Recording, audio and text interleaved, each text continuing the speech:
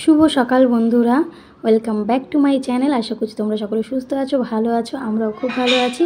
নিয়ে এসেছি আরও একটা ভিডিও। আশা করছি তোমাদের অনেক অনেক ভালো লাগবে। সকালবেলা ঘরের সমস্ত কাজ তাড়াহুড়ো করে সেরে তারপর সোমর পাপা রান্না বান্না সেরেছি। সোমর পাপা ডিউটিও চলে গেছে, তো সমস্ত কাজ বাজ সেরে, আর সোমর তো আজকে ছুটি, যেহেতু গুরু নানকের জন্মদিন আজকে, তো সেই জন্য ছুটি। তো আজকে হচ্ছে গিয়ে আমি রেডি হয়ে চলে এসেছি পাশে একটা আমাদের প্রতিবেশীর বাড়িতে। তো ওই দিদিদের বাড়িতে এসেছি, তো নিমন্ত্রণ করেছিল। তো আমার মায়ের আসার কথা ছিল, তো মা আসতে পারবে না, আমার যেহেতু কাকার ছেলে হয়েছে, তো সেই জন্য আমার মায়েদের আতুর আছে, তো সেই জায়গায় আমি এসেছি। তো এটা জানো তো একটা তামিলদের পুজো।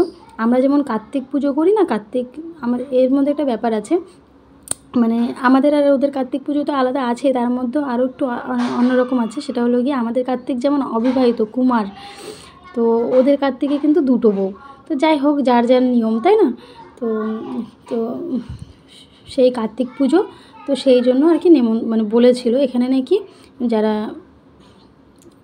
সধবা, তো সেই তাদেরকেই দরকার হয়। তো সেই জন্য আর কি ওরা তুলসীতলায় পুজো করেন, তো তারপরে সধবাদেরকেও পুজো করেন। আমরা যেমন কুমারী পুজো করি, ওরাও ঠিক সধবাদের ওইভাবেই পুজো করে। তো যাই হোক, আমি এসে সমস্ত জিজ্ঞেস করছিলাম কি কি নিয়ম। আমি তো কখনো দেখিনি এই পুজোটা, শুনেছি ওরা পুজো করে, বাট এরকম কীরকম কী করে সেটা তো জানতাম না। তো এই পুজোতে এসে কিন্তু ভীষণ ভালো লেগেছে আমার, ভীষণ, কারণ এরকম পুজো আমি আগে কখনো আসিনি। আর এরা যাদের বাড়ি গেছিলাম তারাও খুব ভালো, তাদের সাথে আমাদের অনেক দিনের সম্পর্ক, খুবই ভালো আর খুব ভালোবাসেও। তো দেখো, ওই যে এ হচ্ছে যে লাল জামা পরা যে আর কি রেডি করছে পুজোর জিনিসগুলো, তো সে হচ্ছে এবারে ছোটো মেয়ে। তো ওই দিদিটাই আর কি সব কিছু রেডি করছিল, সুন্দর করে সাজিয়ে গুছিয়ে। দেখো প্লেটে করে, নতুন প্লেটে করে দুটো শাড়ি, তারপর নারকেল, কলা, ছোট ছোট মালা, ছোট্ট ছোটো টুকরো করে মালা দিয়েছে ফুলের। তারপরে ওরা যেটা পরে, ওদের যে একটা মঙ্গলসূত্রের মতো একটা দড়ির মতো থাকে, তো যাই হোক ওরা ওইটা, তারপরে হচ্ছে সিঁদুর, চুড়ি, চুড়ি, একটা সধবারা যা যা পরে ওদের মধ্যে, তো সবটাই এখানে দেওয়া ছিল। ওরা তো যেহেতু ফুলও দেয়, তো ফুলটাও দিয়েছিল। ওই দুটো শাড়ি দেখছো, ওটা হচ্ছে কি ঠাকুরদের জন্য, তুলসী মাকে দেবে, আর হয়তো ঘরে একটা ঠাকুর ঘরে দেওয়া হবে। আর ওই সাইডে যে প্লেটগুলো দেখছো, ওর মধ্যে ব্লাউজের পিস দেওয়া আছে। আমরা যেমন কুমারী পুজো করলে কুমারী মেয়েদেরকে কিছু না কিছু দেই, তো ওরাও কিন্তু সেইটাই আর কি। তো যে যেরকম সামর্থ্য মতো পারে সে সেটাই দেয়। ওনারা ব্লাউজের পিস দিয়েছে।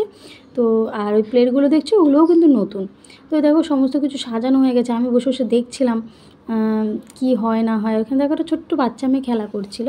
তারপরে এদিকে আমরা তো ভেতরে বসেছিলাম, তারপরে যে বাইরে দেখলাম ওরা আবার রেডি করছে, এখন পুজো আর কি বসবে। এখানে 11 জন স্ত্রী লাগবে, তো সবাই আসবে, তারপরে তো হবে। তো সেই এক এক করে আসছে, তারপরে আর কি পুজোটা শুরু হবে।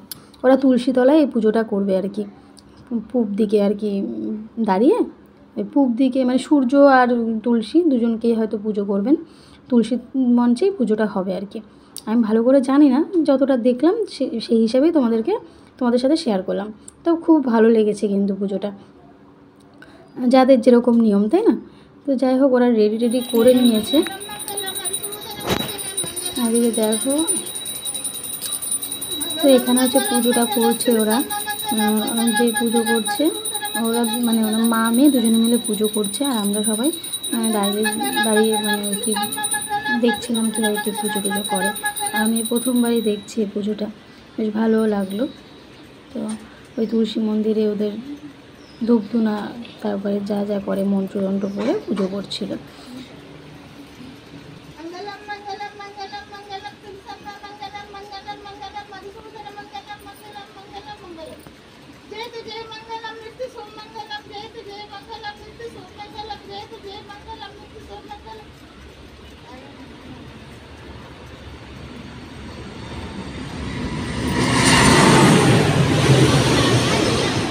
পুজো হয়ে গেছে, আর এখানে দেখো সবাইকে আরতির তাপ দিয়ে দিচ্ছে, সবাই তাপ নিচ্ছে।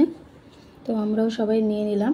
তারপরে হচ্ছে গিয়ে এখানে হচ্ছে গিয়ে এই যে ফুল ছিটাবে, চাল আর ফুল, যেটা আমরা অঞ্জলি দেই না, তো সেরকমই আর কি। এখানে এটাকেও আমরা যেমন অঞ্জলি দিই ফুল দিয়ে, ওরা চাল আর ফুল মিক্স করে, তো যারা যারা আছে এখানে সবাই মিলে আর কি অঞ্জলিটা দেবে আর কি। তো আমিও চলে গেছিলাম। তা আমাকে বলে বলে দিচ্ছিলো এই যে এই ফুলগুলো নাও আর জালটা নাও, নিয়ে ওই তুলসী মঞ্চে আর কি তোমরা অঞ্জলি যেরকম দেয় ওইভাবে দাও আর কি, ছুটে দাও। তো যাই হোক আমি ওরা যেভাবে বলছিলো আমিও সেভাবে করছিলাম। তো পুজো এবার কমপ্লিট হলো। তারপর দেখো যে সবার কিন্তু যে আমরা 11 জন যে মহিলা ছিলাম, তো প্রত্যেকের কিন্তু এরকম পায়ে হলুদ দিয়ে ওরা আর কি পা পুজো করে আর কি, হলুদ মাখিয়ে দেয়। তো আমার এরকম কখনো এই অভিজ্ঞতাটা তো আমি কখনো এরকম হয়নি, যে কুমারী পুজো করেছে অনেকবার, এরকম কুমারী পুজোয় গেছি অনেকবার, কিন্তু এরকম বিয়ের পর এরকম কখনো হয়নি। তো খারাপও লাগছিলো, পায়ে হাত দিয়ে করছিলো, কিন্তু কিছু করার নেই, এটাও তো ওদের নিয়ম না, সেই জন্য ওদের তো করতেই হবে। তো আমি আবার ভালো শাড়ি পরে গেছিলাম, একটু হলুদের দাগও রেগে গেছিলো। তা আমি তো জানতাম না এরকম হলুদ ফুলুদ লাগাবে, তো হলুদ টলুদ লাগিয়ে দিল সবাইকে। আর খুব নিষ্ঠাভাবে কিন্তু করছিল ওরা, যেটুকু করছিল ভীষণ নিষ্ঠাভাবে করছিল। তো এটা আরও বেশি ভালো লেগেছে। তারপর দেখো এই যে ওদের আরেকটা নিয়ম, এটার পরে একদমই পুজোটা কমপ্লিট হবে আর কি, আর একটুখানি বাকি আছে। তো এই দেখো চন্দন, যেটাকে বলে আমরা চন্দন তিলক দিই না, তো সেই চন্দনটা গালে দেবে। তো আমি দেখছিলাম ওরা কি করছে না করছে, সেইভাবে তো আমাকেও করতে হবে না, আমিও শিখছিলাম। তো চন্দন দিচ্ছিলো, তারপরে যে উপরে চন্দন দিয়েছে দেখো, আমিও ওনাকে দিতে যাচ্ছিলাম, তো বলছে দাঁড়াও তোমার হাতেও দিতে হবে। তো ওই যে সিঁদুর পরিয়ে দিল, হাতেও চন্দন এই যে লাগিয়ে দিয়েছে। তো আমিও ওই যেভাবে আর কি ওরা দেখছিলাম করছিল, তো সেইভাবেই আমি ওনাকেও লাগিয়ে দিলাম সেমভাবে আর কি, আমি দেখে দেখে শিখছিলাম। তারপরে ওরা সবাই বলছিল তুমি তামিল পারো না? না আমি বলছি না আমি তামিল পারি না, আমরা তো বাঙালি, তো হিন্দিটাই মোটামুটি পারি, তামিলটা বুঝিও না, বলতেও পারি না অতটা। বলছে তামিলটা শেখো, আমাদের সাথে থাকো কয়েকদিন, দেখবে তামিল শিখে যাবে। আমি বলছি হ্যাঁ, এবার তাহলে ক্লাস করতে হবে তোমাদের সাথে। তো এই নিয়ে একটু কথাবার্তা হচ্ছিলো।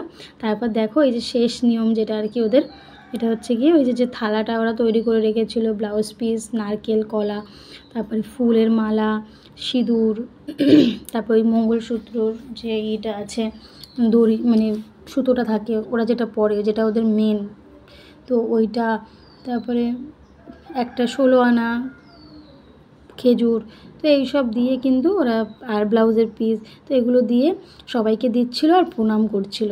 বললাম ওই কুমারী পুজোর মতোই, কিন্তু এটা ওরকম টাইপেরই পুজো, ওরকমই আর কি, টাইপের না ওই ধরনেরই পুজো, শুধু নিয়মগুলো একটু এদিক ওদিক আছে।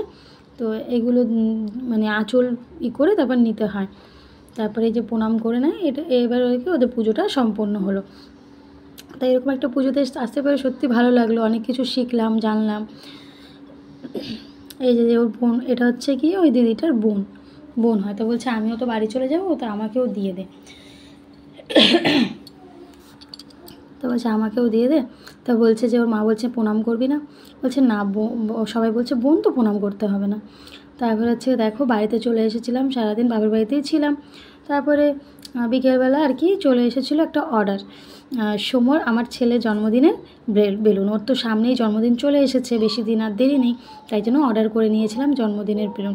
তো আমরা এটাই পছন্দ করে অর্ডার করেছিলাম, তো আরও অর্ডার করতে হবে, তো আমরা বললাম আগে এটা দেখি কীরকম আসে, তারপর হয় আবার অর্ডার করবো। তো সত্যি ভালো এসেছিলো। তো সোমর পাপা আর কি কাছ থেকে এসে কিন্তু সেগুলোই বসে বসে চেক করছিলো, আর সোমকে পড়তে দিয়ে এসেছিলাম, আসলে বাবা বসে বসে দেখছিল ঠিকঠাক আছে কিনা। তারপর দেখো বাড়িতে চলে এসেছি সোমকে নিয়ে পড়তে থেকে, সোম ওদিকে খেলাধুলো করছিল, আর এই যে আমি সোমর পাপা নিয়ে আসলো বাজার, আমাদের এই যে মুদিখানার বাজার 15-20 দিন অন্তর অন্তর আমাদের বাজার আসে, আগে সপ্তাহে আসতো, এখন 15-20 দিন অন্তর অন্তর আনি, কেন বারবার যেতে ভালো লাগে না, তো সেই জন্য।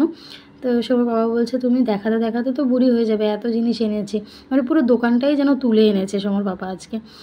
এমনিতেও আনে, তো আজকে যেন মনে হচ্ছে যেন একদম সাজিয়েছি, তো অন্যদিন তো এত সাজিয়ে গুছিয়ে দেখানো হয় না, আজকে সাজিয়েছি বলে মনে হচ্ছে যেন একদম দোকানটা যেন আমি দোকানের মধ্যে বসে আছি। তো সময় বাবা বলছে তাড়াতাড়ি দেখাও, তারপর রান্না করতে হবে, আর রান্না বাকি আছে। তো ওই জন্য একটু টেনশনেও ছিলাম, আর শরীরটা তো জানোই অনেকটা খারাপই আছে, সারাদিন বাপের বাড়িতেই থাকি বেশিরভাগ সময়, একা একা থাকতেও ভালো লাগে না।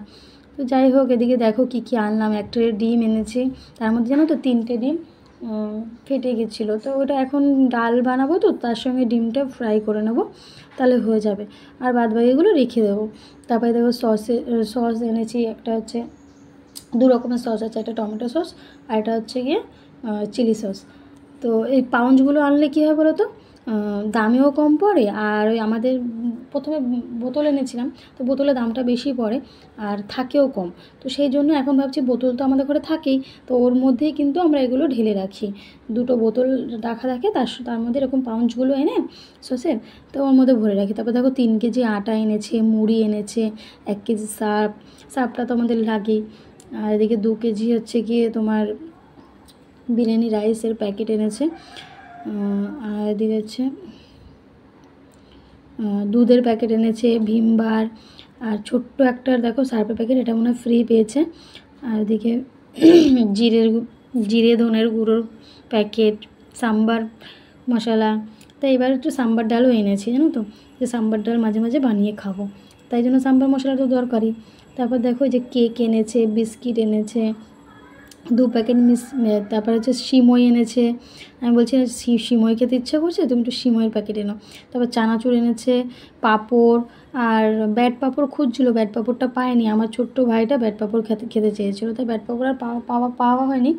তো যেটা পেয়েছে সেটাই এনেছে। এই গোল পাঁপড়টা তো ঘরে লাগেই, আর ভাইকে খাবার কিনে দিয়ে এসেছি। আর এদিকে দেখো 4 লিটার তেল এনেছি, 2 লিটার রিফাইন তেল, 2 লিটার সর্ষের তেল। তেলটা আমার এক্সট্রা থাকেই ঘরে, তেলটা আমার 15 দিনেই শেষ হয়ে যায় না, থাকে আমার ঘরে এক্সট্রা তেল রেখে দিই। কেন কোনো অনুষ্ঠান হলে হট করে তো তেলটা আবার কিনতে হয়, সেই জন্য আমি কিন্তু তেল জমিয়েও রাখি। তো যাই হোক, 1 প্যাকেট মেরি বিস্কিট এনেছে, 2 প্যাকেট মিল্ক বিকিস এনেছে, ছেলের জন্য মিল্ক বিকিস আর আমাদের জন্য মেরি বিস্কিট। আর ওদিকে হচ্ছে গিয়ে লবণের প্যাকেট, কলগেট, ছেলের জন্য কলগেট এনেছে, আর আমাদের ডাবরের পেস্ট এনেছে। আর এদিকে দেখো আলু, টমেটো, পেঁয়াজ, তারপর সাম্বার ডাল এনেছে, মসুর ডাল এনেছে, মটর ডাল এনেছে, ছোলা এনেছে। তো এইগুলোই তোমাদের সঙ্গে একটু শেয়ার করলাম। তারপর দেখো সব কিছু গুছিয়ে গাছিয়ে বয়ামে আমি আর সমর্পা গুছিয়ে গাছিয়ে রেখে যে ভাত, ডাল আর পাঁপড় ভাজা আর ডিম ভাজা দিয়ে রাতের খাবারটা